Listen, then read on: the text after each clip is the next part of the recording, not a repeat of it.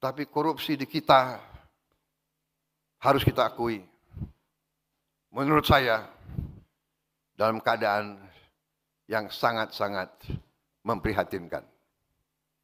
Rakyat sudah mengerti, rakyat tahu, dan pemerintah yang saya pimpin,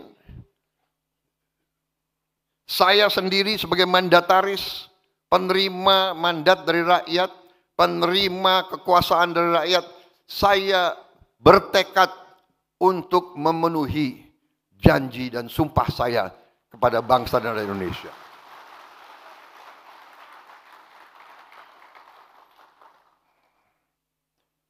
Sewaktu saya ambil alih pemerintahan, saya semakin kaget. Saya tidak menduga parahnya korupsi tersebut. Tapi saya bertekad, saya harus tegakkan pemerintah yang bersih.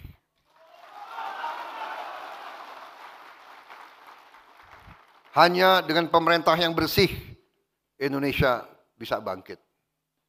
Saudara-saudara sekalian, kekayaan kita luar biasa. Tapi kita harus akui kelemahan dari elit kita. Kelemahan dari mereka-mereka yang kita anggap pinter dan cemerlang, ternyata kalah pinter dengan koruptor dan penipu-penipu dan manipulator-manipulator. Saudara-saudara sekalian, saya ambil kesimpulan dan akan saya panggil Jaksa Agung, semua penegak hukum.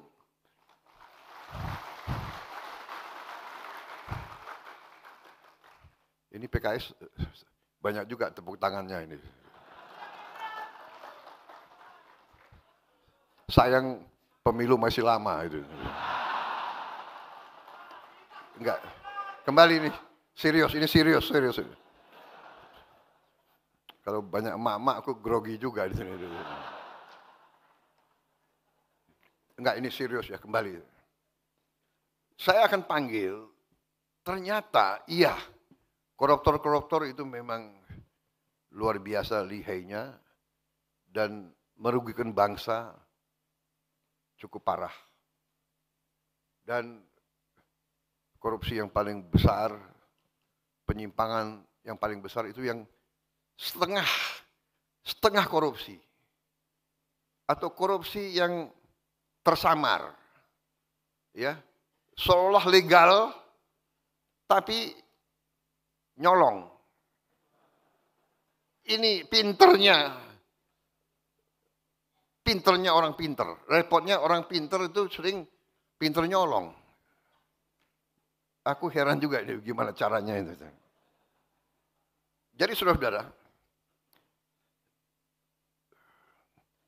yang paling parah adalah kerugian sistemik. Ya, koruptor itu brengsek. Dia nyolong. Berat.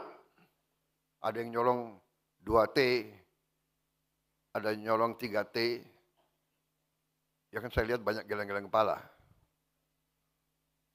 Nah inilah untuk orang PKS 2T banyak sekali.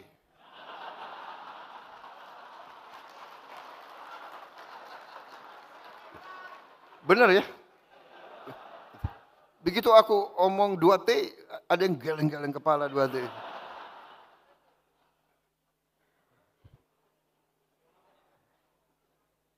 Kalau saya cerita berapa ratus T uang negara yang hilang hampir tiap tahun, mungkin kalian nggak geleng-geleng kepala lagi kalian. Harus panggil dokter. Serius. Ini saya karena banyak wartawan, saya harus hati-hati bicara.